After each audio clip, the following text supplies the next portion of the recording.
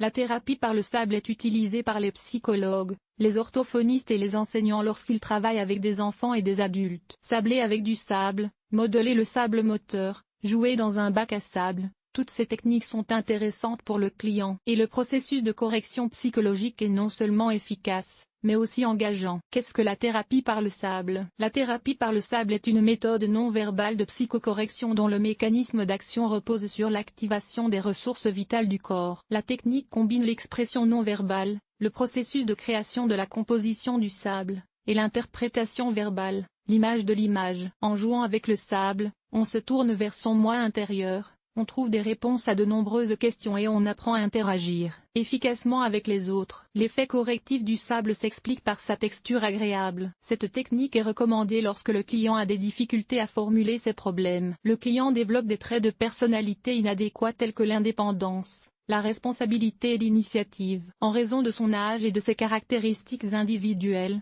le client est sous-développé dans les domaines émotionnels phénoménaux. Le client est en état de crise personnelle. Après un stress important, une rééducation est nécessaire. La thérapie par le sablage, en tant que méthode de correction psychologique, aide la personne à se respecter, à se débarrasser de ses complexes personnels et à s'accepter elle-même. Le client bénéficie d'une liberté d'expression. Dans son imagination, il dessine des images à l'aide du sable. L'art-thérapie du sablage est utilisée en combinaison avec d'autres méthodes de recherche des psychologues praticiens, telles que la thérapie par les contes de fées, le tambour psychédélique, l'hypnose et la thérapie axée sur le corps. Historique. Quelle est l'histoire de la thérapie par le sable? La thérapie par le sable est une méthode dérivée de la psychologie analytique. La première référence à l'action thérapeutique du sable se trouve dans l'ouvrage de G. Wells, datant de 1911.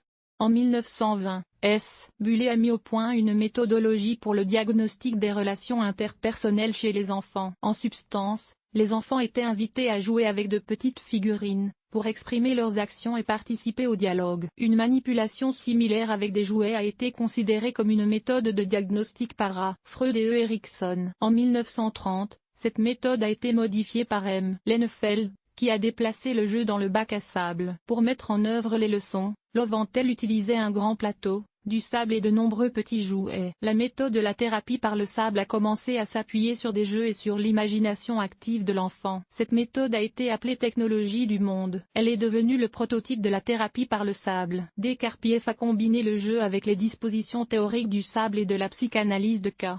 G. Jung.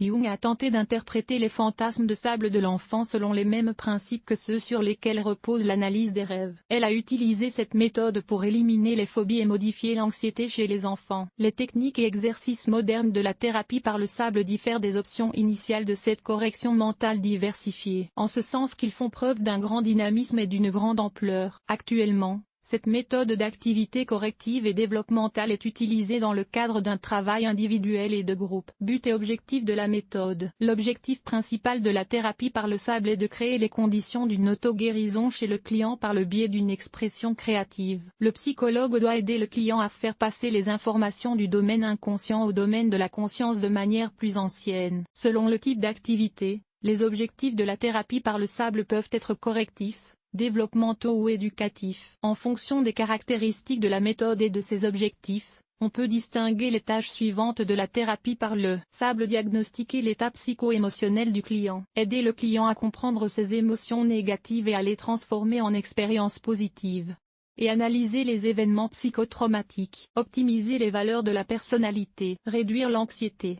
Développe les capacités de communication des clients. Créer les conditions d'une socialisation favorable de la personnalité. Normalisation des relations avec les enfants. Caractéristiques du travail du psychologue avec la thérapie par le sable. L'organisation d'une psychothérapie par le sable nécessite les éléments suivants: une grande table, des chaises en fonction du nombre de participants, une boîte en bois de 70 cm de long, 10 cm de haut et 50 cm de large, avec un couvercle en bois, un cadre en bois et un couvercle en bois. Du sable certifié de différents types. Dans la boîte, le mélange en vrac doit occuper environ la moitié de l'espace. Scapulaire, entonnoir, tamis, petits cailloux, petits jouets en forme de plantes, d'hommes, d'animaux, de créatures merveilleuses, d'articles ménagers, de bâtiments, de véhicules et de bijoux. Les psychologues qui travaillent avec du sable doivent se préoccuper de la sécurité des clients dans le cadre de leurs activités créatives. Avant utilisation, le sable doit être pompé. À l'avenir, il est recommandé de nettoyer et de calculer le matériau chaque semaine. Une fois par an,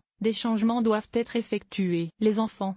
La thérapie par le sable pour les enfants d'âge préscolaire peut être utilisée en groupe à partir de 2 ans. Le nombre total de participants au groupe ne doit pas être supérieur à 6. Les groupes doivent comprendre des garçons et des filles. Lors de la thérapie par le sable avec les enfants, le psychologue crée les conditions nécessaires à la formation des capacités de communication des participants. L'interaction des enfants dans le bac à sable leur apprend à faire des compromis, à contrôler leurs émotions et à se respecter les uns les autres. Dans le premier groupe d'enfants, lors de la première leçon, le psychologue informe les participants des règles de comportement et des mesures de sécurité. La présence des parents dans la classe est autorisée. Les cours de thérapie par le sable commencent par la formation des idées générales des enfants sur le sable et ses propriétés. Le psychologue demande aux enfants de faire un point ou une paume sur le sable et les interroge en même temps sur les sensations qu'ils éprouvent. L'animateur utilise ensuite un exercice où les enfants doivent dessiner quelque chose avec leurs doigts sur le sable, après quoi chaque enfant parle de son dessin. Les jeux de sable systématiques développent la motricité fine, créent les conditions nécessaires au développement de la pensée logique et ont un impact positif sur la santé. Une variante de la thérapie par le sable dans le travail avec les enfants est le sable dessiné sur des tablettes lumineuses. Les psychologues apprennent aux enfants à faire des dessins avec le bord de la paume de la main tout en tamisant le sable avec les 2 mains. Tout cela stimule le développement du cerveau. Le sable aide à soulager les tensions musculaires. Les processus mentaux cognitifs sont développés pendant le cours. La thérapie par le sable est utilisée comme développement dans les classes ZPR pour les enfants. Cette technique favorise la socialisation. Il faut au moins 10 cours pour obtenir un effet positif durable. Les adultes aidés dans le travail correctif des psychologues pour adultes. La thérapie par le sable devient un moyen de relaxation et d'expression créative. Les sensations qui naissent chez l'adulte au contact du sable le ramènent à l'enfance et lui ouvrent l'accès aux couches profondes de l'inconscient par l'activation des centres sensoriels et sensorimoteurs. La thérapie par le sable pour adultes, sous forme de création de configurations passées,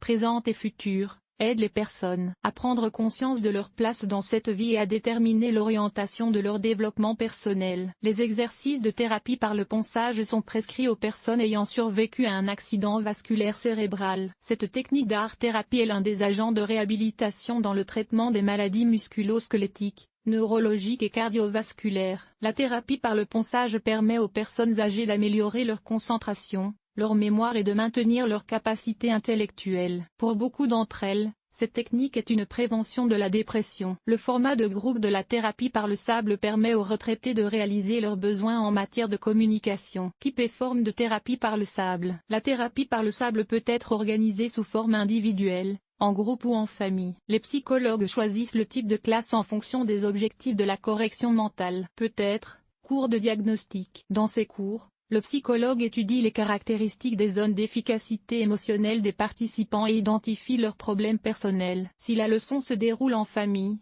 le psychologue diagnostique les détails de l'enfant et de la relation conjugale à l'aide d'exercices sur le sable. Leçon-jeu. Dans ce type de leçon, la thérapie par le sable est combinée à la thérapie par les faits et aux jeux de situations spécifiques. Les jeux de sable développent la kinesthésie et la sensibilité tactile de l'enfant et favorisent l'intérêt cognitif et les capacités de communication. Correction mentale. Ce type de cours de sable est individualisé et vise à corriger les traits négatifs de la personnalité. Souvent, la psychocorrection par le sable est utilisée comme méthode complémentaire dans le traitement des névroses. Consultation avec des éléments de thérapie par le sable. Dans ce cas, la manipulation des figures du bac à sable aide le client à visualiser le problème, à comprendre la situation de vie actuelle et à trouver un moyen de s'en sortir. Techniques et exercices.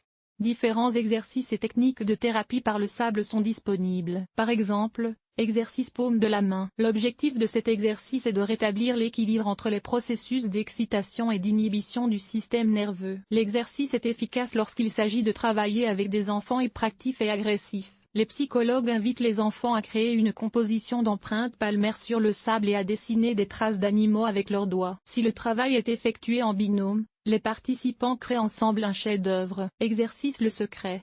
L'objectif de cet exercice est de développer la motricité et la réflexion. Les enfants doivent cacher de petits jouets dans le sable. Le psychologue leur propose de les retrouver, de les s'en tirer, sur la base d'un test sensoriel. de dire ce qu'ils sont. Technique de dessin dans le sable. L'objectif est de diagnostiquer et de corriger les états psycho-affectifs. Le psychologue encourage le client à dessiner quelque chose dans le sable à l'aide d'un stylet. Lorsque le dessin est prêt, le psychologue l'analyse et pose des questions qui amènent le client à s'interroger sur lui-même. Cela permet à l'individu d'apprendre à comprendre ses sentiments et ses émotions. Avantages et inconvénients. La thérapie par le ponçage présente les avantages suivants. La méthode se concentre sur le processus lui-même et non sur le résultat. Ce type de thérapie est utilisé avec succès pour modifier les niveaux d'anxiété et de peur chez les enfants d'âge préscolaire. La méthode est intéressante pour les enfants comme pour les adultes et le processus créatif attire les clients. La méthode aide les clients à déterminer la nature de leurs problèmes personnels. La technologie met de l'ordre dans les pensées et les sentiments d'une personne. Les cours systématiques permettent de normaliser le contexte émotionnel d'une personne. La thérapie par le ponçage aide les gens à vivre avec des émotions qui ont été refoulées pendant longtemps. C'est un moyen de se débarrasser de ses angoisses et de ses complexes. Les clients ont la possibilité de libérer leur créativité. Au fil des cours,